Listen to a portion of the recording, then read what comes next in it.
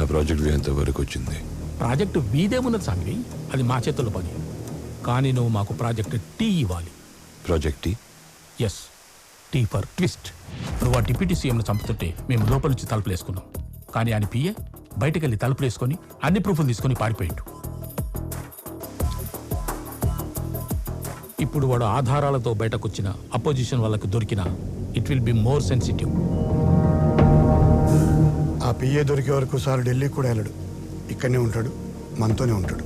ఇప్పుడు ప్రాజెక్ట్ నీ చేతుల్లోనే ఉంది సాంగ్వి.